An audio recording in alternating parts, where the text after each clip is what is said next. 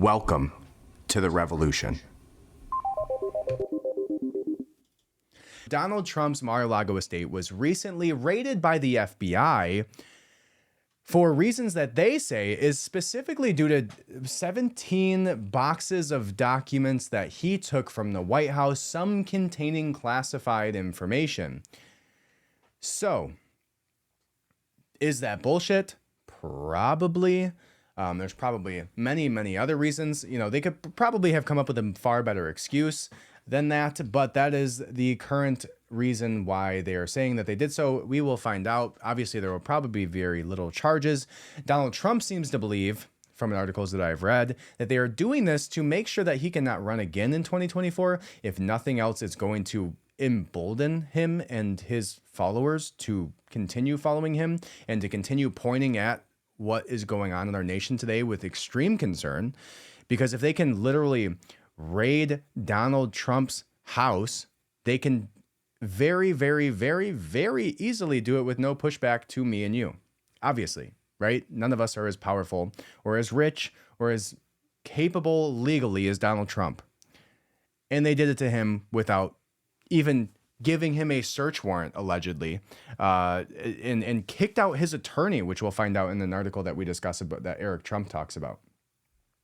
So one of the first things that came up with this is people talking about who actually executed this, who signed off on this warrant. And one of the more interesting things was this list that came out of 3 individuals. Bruce Reinhart. Bruce Reinhart, if you don't know who Bruce Reinhart was, he was a lawyer who attempted to assist with the trafficking, the individuals who were in trouble after the Jeffrey Epstein case. So he literally helped protect the sex trafficking and individuals who were MAPS, the gross, disgusting pedophiles who were a part of Jeffrey Epstein's sex trafficking ring. He went to protect them. And, you know, we were talking about why people's houses who should actually be raided, right? And we'll look at that in just a second. But so these were a few people who signed off on this. Bruce Reinhart, he helped sex trafficker Jeffrey Epstein escape from any real justice, this tweet said, which comes from Robbie Starbuck. He also talks about Merrick Garland being the other one, which says Trump took his nomination away from the Supreme Court. And then Chris Wray, who's the FBI chief that Trump tried to fire, according to this individual, over his horrific job performance. And they all signed off on the raiding of President Trump's house. Now, we'll look a little bit more into each one of those because I find it to be interesting that these individuals are the ones who decided that he is the one for these documents whose homes should be raided. Now, the first article that comes up talks about, let's see if I can find it here. It came out of the same one that I read earlier, Town Hall. So we'll see if we can find that article. But it talked about Merrick Garland. And it says that Merrick Garland faces possible impeachment. I believe this was just a statement made by Rand Paul, but they say that he was confident that Attorney General Merrick Garland could face possible impeachment over the FBI raid of former President Donald Trump's Florida estate. Predicting that a full investigation won't happen until after the midterms commence in November, Paul demanded for the order to raid Trump's house to be revealed. Yeah, probably not happening there. Now, the other thing that came up out of this was that, let's see if we can find it here. So this was about Bruce Reinhart. Now, this is a tweet that came from Comfortably Smug, quite the Twitter name.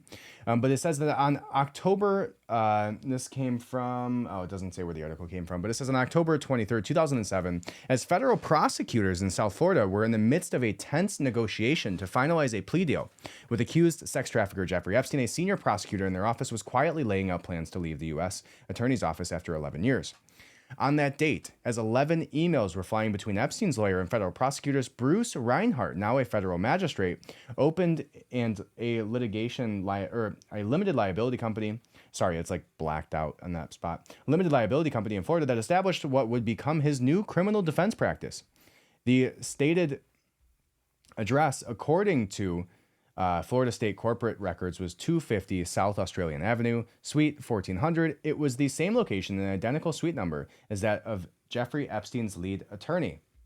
Interesting. It says by the end of the year, Reinhart had resigned his post in the District of Florida. Within days, on January 2nd, 2008, he was hired to represent several of Epstein's accused accomplices, who would later, like Epstein, receive federal immunity for allegedly trafficking underage girls. Allegedly.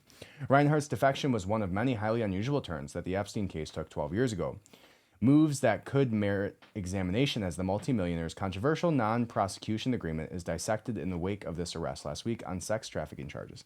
That was an older article, but interesting nonetheless that this is the individual who's signing off on Donald Trump. If you're curious if this has any political motivations and is purely justice doing justice things, probably not. Somebody who cares about justice is the person who's helping people get out of sex trafficking minors.